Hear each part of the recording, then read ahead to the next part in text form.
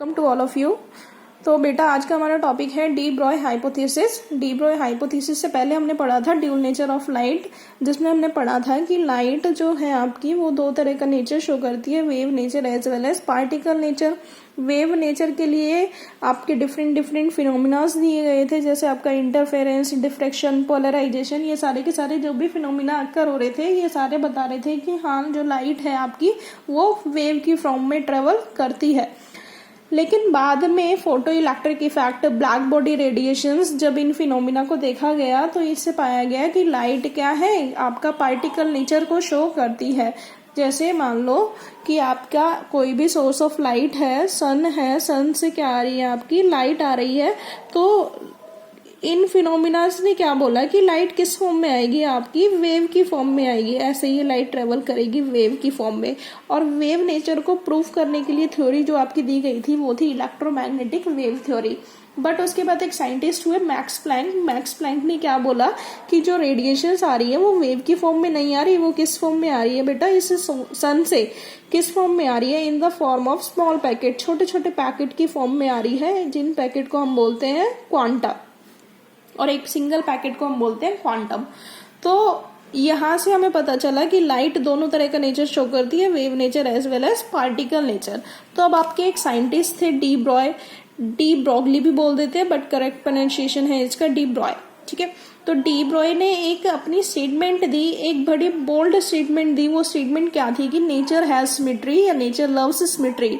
अगर लाइट आपका वेव और पार्टिकल नेचर दोनों शो कर रही है तो इस दुनिया में जो भी मैटर है, चाहे मैं हूं, तुम लोग हैं, नोटबुक है, पेन है, अगर वो मूव करना स्टार्ट कर दे तो उस मैटर जो एक तरह का आपका पार्टिकल माना जाता है, तो उस पार्टिकल का भी क्या होगी, वेव होगी। मतलब क्या कि अगर मैं मूव कर रही हूँ, मैं आपका एक जगह से दूसरी जगह पे जा रही हूँ, तो मेरे साथ मैं जो एक तरह का मैटर हूँ, पार्टिकल हूँ, मेरे साथ क्या है, वेव्स जुड़ी हुई हैं।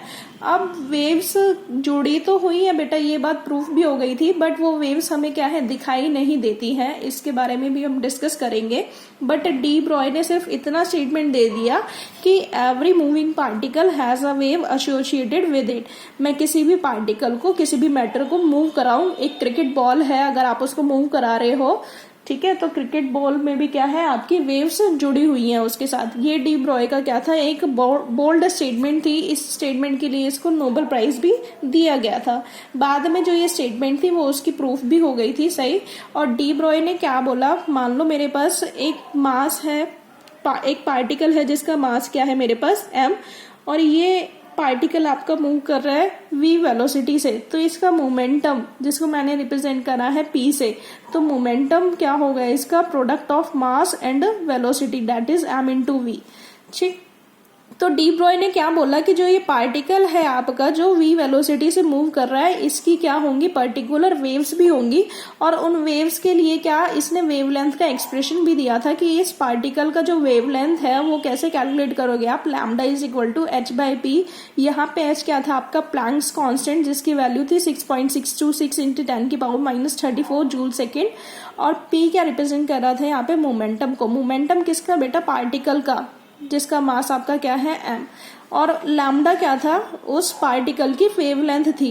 ठीक है, तो वेवलेंथ तो आप किसी वेव की निकालते हो। अब ये देखो, wave nature and particle nature को रिलेट करने के लिए इसने, डी ब्रॉय ने क्या है, एक एक्सप्रेशन भी दे दिया गया था। तो बाद में ये जो इसकी थ्योरी थी वो वेरी वेल प्रूफ कर दी गई थी। अब बात ये है कि जो ये डेरिवेशन, जो ये आपका एक्सप्रेशन आया है, ये आया कैसे, इसकी डेरिवेशन को देख लेते हैं। देखो, according to Planck's quantum theory हमने पढ़ा था is equal to h nu. Nu क्या है यहाँ पे, फ्रीक्वेंसी, एंड एच क्या है आपका प्लैंक्स कांस्टेंट, एंड ई क्या है, energy. But according to Einstein theory, Einstein की थ्योरी के अकॉर्डिंग क्या था कि E is equal to m c square.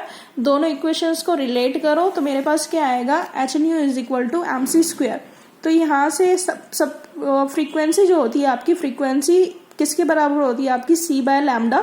तो मैंने फ्रीक्वेंसी की जगह पुट कर दिया c बाय लैम्डा, एक c से एक c कैंसिल, आपका यहाँ क्या बचा, h by lambda is equal to m c। m क्या है आपका मास और c क्या है आपका वेलोसिटी। तो product of mass and velocity आपका क्या कहलाता है, मोमेंटम। तो ये वाली टर्म किसके बराबर होगी, आपकी मोमेंटम के बराबर, that is h by lambda is equal to p, that is momentum. और यहाँ से लैम्डा वेवलेंथ का एक्सप्रेशन दिया था डी ब्रॉय ने, that is lambda is equal to h by p, Planck's constant divide by momentum of the particle. ये देखो wave nature और पार्टिकल नेचर को इसने रिलेट कर दिया कि अगर कोई भी मैटर है, उसके मैटर जो एक तरह का आपका पार्टिकल होता है, उसके पास वेव नेचर होगा ही होगा। अब जो पार्टिकल है वो दो तरह के, एक होते हैं बहुत बड़े साइज के पार्टिकल, जैसे हम लोग हैं, कार्स हैं, बसेस हैं, क्रिकेट है, फुटबॉल है, जो भी है, ठीक है। तो पहले देखते हैं wave associated with the macroscopic particle. Macroscopic particle जो बहुत बड़े हैं साइज में, मान लो मेरे पास कोई भी एक पर्सन है, चाहे मैं हूं चाहे तुम लोग हो, ठीक है। तो उस पर्सन का मास मैंने मान लिया है, अज्यूम करो कि 100 किलोग्राम का कोई पर्सन है, आदमी है 100 किलो का, जो वेलोसिटी जो 10 मीटर पर सेकेंड की वेलोसिटी से क्या है, मूव कर रहा है। तो इस पार्टिकल का मोमेंटम होगा। मोमेंटम कैसे निकालोगे, product of mass into velocity, that is 100 into 10। अब डी ब्रॉय की हाइपोथेसिस के अकॉर्डिंग क्या था कि ये जो पर्सन जो एक तरह का पार्टिकल है, अगर ये मूव कर रहा है तो इसके पास वेव होगी, और उस वेव की वेवलेंथ को आप कैलकुलेट कर सकते हो। और वेवलेंथ कैलकुलेट करोगे तो फॉर्मूला दिया था h बाय p। h की वैल्यू पुट करी 6.626 इंटू 10 की पावर -34 जूल सेकेंड, और p की वैल्यू पुट करी 100 इंटू 10 किलोग्राम मीटर पर सेकेंड। तो आपके पास जो वेवलेंथ आई उस मूविंग पर्सन की, वो कितनी आई आपके पास, इसको कैलकुलेट करोगे तो आपके पास वेवलेंथ आएगी 6.626 इंटू 10 की पावर -37 मीटर। और अगर एंगस्ट्रॉम में कन्वर्ट करोगे तो 6.626 इंटू 10 की पावर -27 एंगस्ट्रॉम। तो देखो बेटा कि कोई अगर आपका पर्सन मूव कर रहा है जिसकी वेवलेंथ इतनी है 10 की पावर -27, ये वेवलेंथ क्या है, बहुत बहुत बहुत ज्यादा छोटी है कि आप इसको ऑब्जर्व या देख नहीं पाते। इसीलिए ऐसा नहीं है कि अगर आप लोग मूव कर रहे हो या जो आपकी गाड़ियां वगैरह या बसेस वगैरह जो मूव करती हैं उनके साथ वेव्स नहीं है, उन सभी के साथ वेव्स एसोसिएटेड है।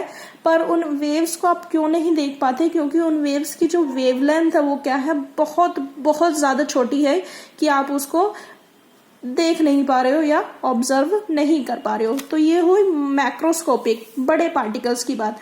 अब बात करते हैं छोटे पार्टिकल की, माइक्रोस्कोपिक पार्टिकल।